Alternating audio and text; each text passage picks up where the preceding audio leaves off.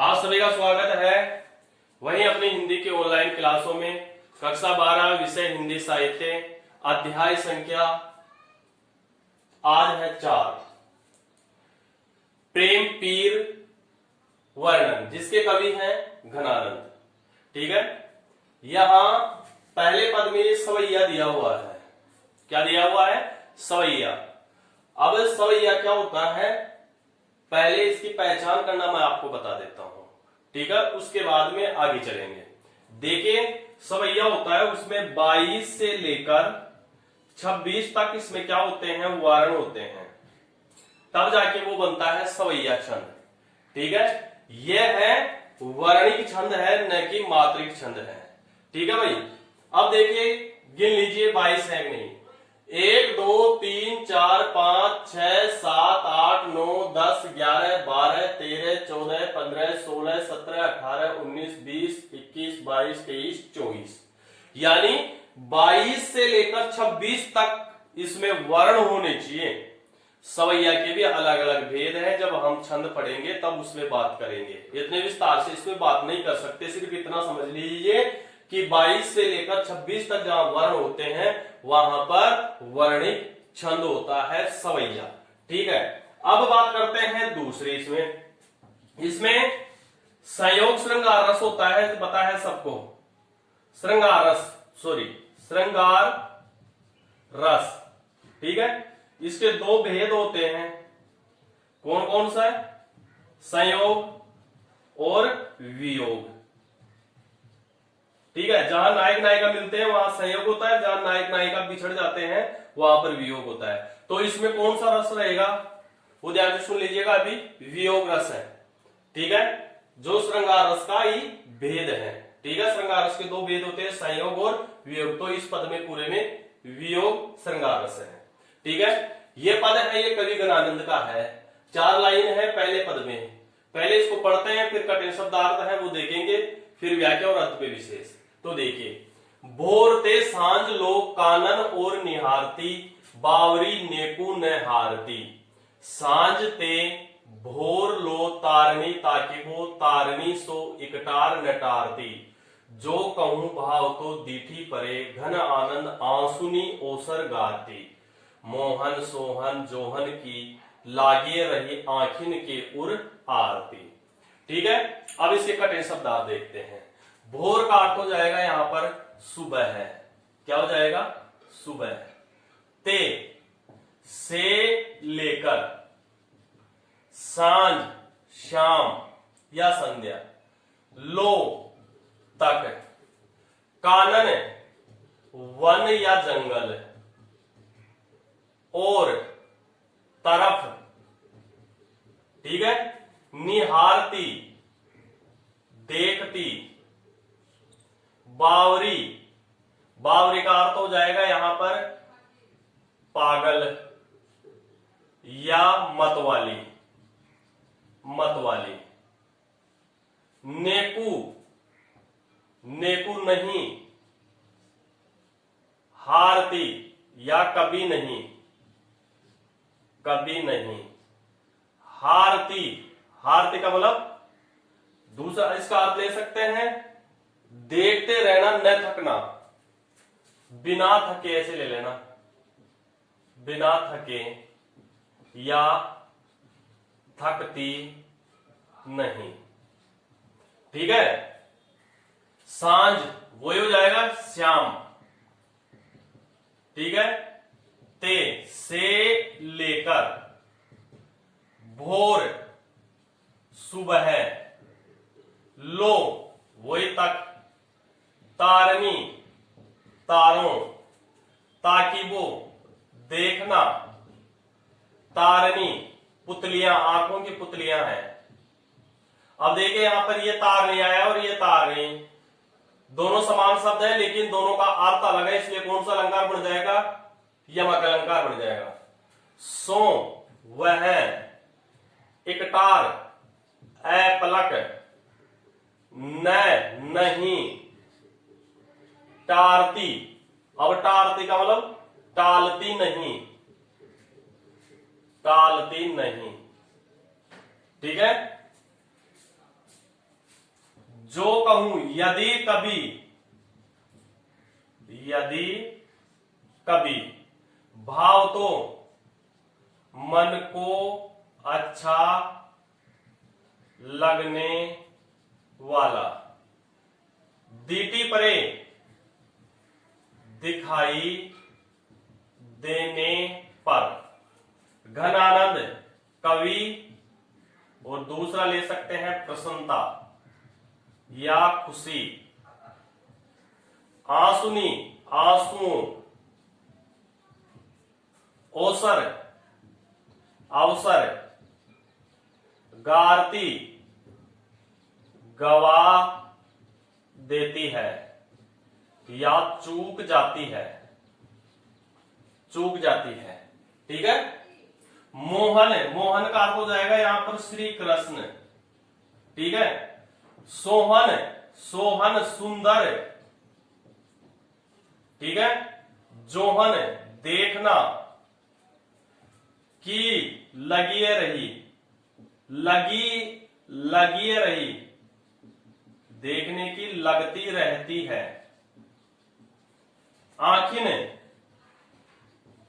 आंखों, के का के उर हृदय, आरती का होता है करुणा या इच्छा या कामना, ठीक है भाई। इस प्रकार से कई शब्द आप देख लिए, सभी के अच्छी तरह से देख लिए अपन ने। अब इसकी व्याख्या दे।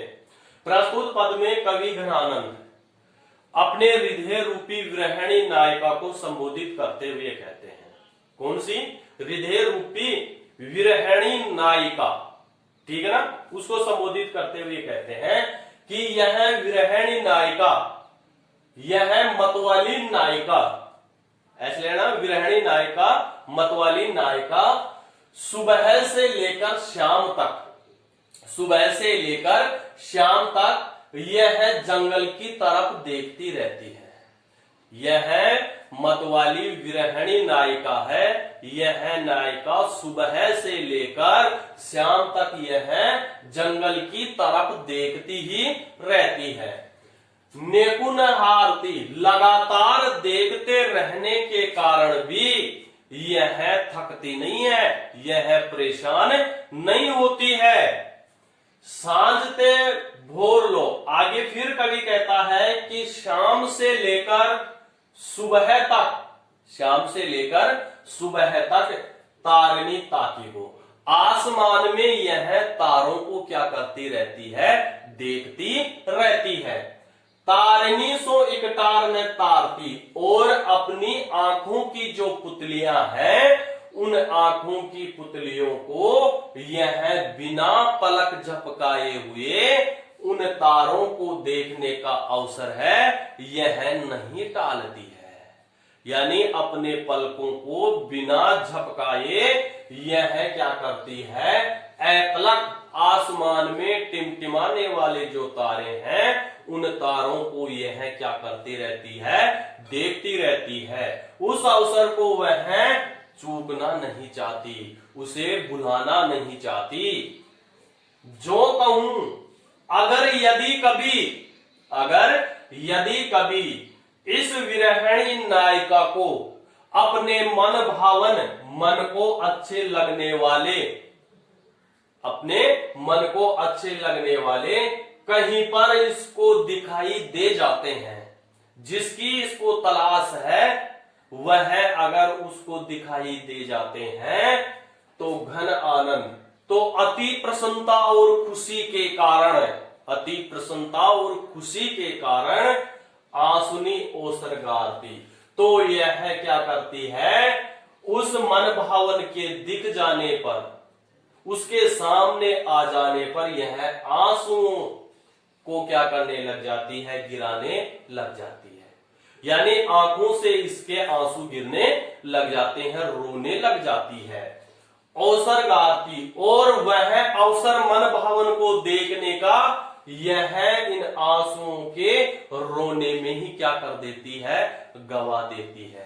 और अपने मन भावन के दर्शन है यह सही तरीके से नहीं कर पाती, यानी आंखों में क्या, जैसे ही मन भावन सामने आ गए तो यह बावली आंखें हैं, ये क्या करने लग जाती हैं, रोने लग जाती है। जब आंखों में आंसू आएंगे तो सामने वाला अपने को दिखाई नहीं देगा। इसलिए कवि घनानंद ये कहना चाहते हैं कि जब इसके मन भावन श्री कृष्ण, ऐसे लेना श्री कृष्ण है, जब इसके आंखों के सामने आ जाते हैं तो यह विरहिणी नायिका क्या करने लग जाती है, अपनी आंखों से आंसू बहाने लग जाती है। और जो सुअवसर इसके लिए आया था उस सुअवसर को यह रोने में ही क्या कर देती है, गवा देती है, चूक जाती है।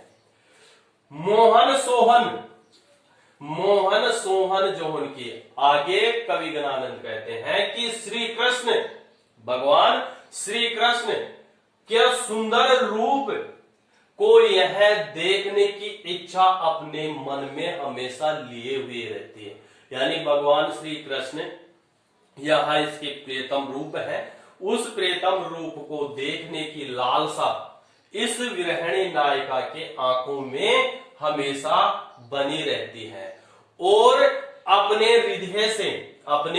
हृदय से श्री कृष्ण को याद करती हुई वह इसकी इच्छा है, वह इच्छा कभी पूर्ण नहीं होती है। यानी कहने का तात्पर्य यह है इस लाइन का, ये समझो कि भगवान श्री कृष्ण का जो सुंदर रूप है जिसे ये विरहिणी नायिका देखना चाहती है, उस विरहिणी नायिका यह हमेशा अपने हृदय से क्या करती रहती है, इसकी यही इच्छा